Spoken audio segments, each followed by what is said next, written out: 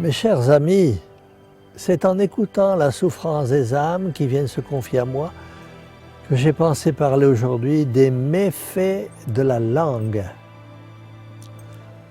La langue est comme une épée à deux tranchants. Les coups de langue séparent les meilleurs amis et percent les cœurs des victimes. La mauvaise langue est envenimée, elle empoisonne la vie entière. La mauvaise langue rend malheureuses des familles, elle pousse les enfants contre les parents et les beaux-parents. La mauvaise langue brouille tout un pays, elle donne la mort aux âmes en les trompant et en les corrompant. La mauvaise langue communique la rage. Ceux qui sont mordus par la mauvaise langue et ceux qui l'ont écoutée veulent mordre à leur tour. Et les mauvaises langues ressemblent à une meute de chiens enragés et déchaînés.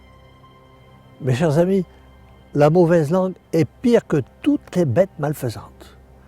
Elle a la ruse du renard, l'habileté du serpent, la férocité du tigre, la saleté du pourceau, le venin du serpent, la rapacité du vautour. Remarquez, mes amis, que c'est la mauvaise langue qui mène l'humanité à la dérive, comme le gouvernail mal dirigé perd le navire. Ah, mes amis, calomnie, médisance, mensonges, désinformation, nous le voyons tous les jours à travers les médias, la télévision, l'Internet et les journaux. Nous avons pris l'habitude d'avaler, sans nous inquiéter, tout ce que les médias nous envoient. Voltaire disait « Mentez, mentez, il en restera toujours quelque chose ».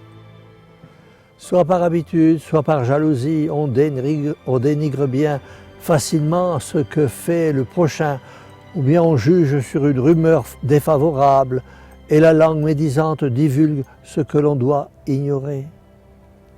Il est vrai que la langue trouve au prochain des défauts qu'il n'a pas.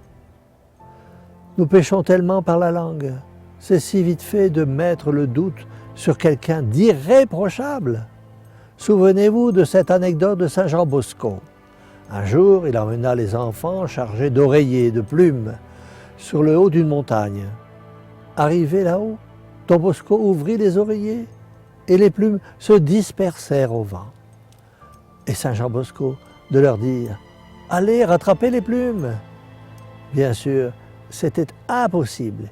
Il voulait montrer par là l'impossibilité de rattraper le mal occasionné par la calomnie et la médisance quand elles ont commencé à faire des ravages. Car la langue bien souvent critique et s'ingénie à tout blâmer, même le bien. C'est l'insinuation malveillante, c'est le demi-mot perfide. Ô combien de familles ont été détruites à cause de la langue, combien d'amitiés, combien d'associations, combien d'ordres religieux ont été détruits à cause de la langue. Car bien souvent on parle à tort et à travers. La médisance est l'aliment obligé de toutes les réunions, les fêtes, les mariages, les repas de famille et de toute assemblée oisif. On empoisonne les choses ou on les interprète de la manière la plus défavorable. Rappelons-nous ce que Saint Jacques nous dit dans son épître.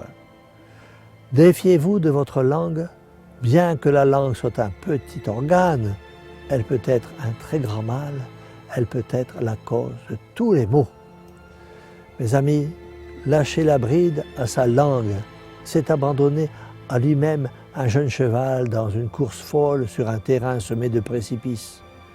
Il faut mettre à sa langue la bride de la prudence et de la réflexion. Il est bon de redire souvent la prière que répétait sans cesse un saint abbé, « Seigneur, venez me défendre contre ma langue. » Ah, mes amis, combien de larmes ont coulé à cause de la langue. Mes amis, je vous conseille d'invoquer Notre-Dame, la Vierge du silence. Il est écrit dans l'Évangile qu'elle gardait toutes ces choses dans son cœur, tout ce qu'elle avait vécu. Elle ne parlait pas pour ne rien dire et ne parlait que quand cela était nécessaire. Son sourire suffisait, sa manière d'être réconfortée. Et quand elle passait dans les rues de Nazareth, un sourire et quelques mots, elle repartait vers la maison. Quel exemple pour nous. Mes amis, on pourrait parler longtemps de la langue, mais prenons la résolution d'être attentifs à ce que nous disons. Parlons peu, parlons bien. Ayons des paroles qui réconfortent, qui apportent la paix et la sérénité.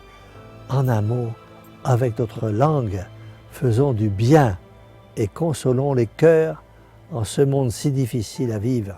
Alors, tous ensemble, redisons, cœur douloureux et immaculé de Marie, sauvez-nous. Et que la bénédiction du Dieu Tout-Puissant, Père, Fils et Saint-Esprit, descende sur vous tous et demeure à jamais. Ainsi soit-il.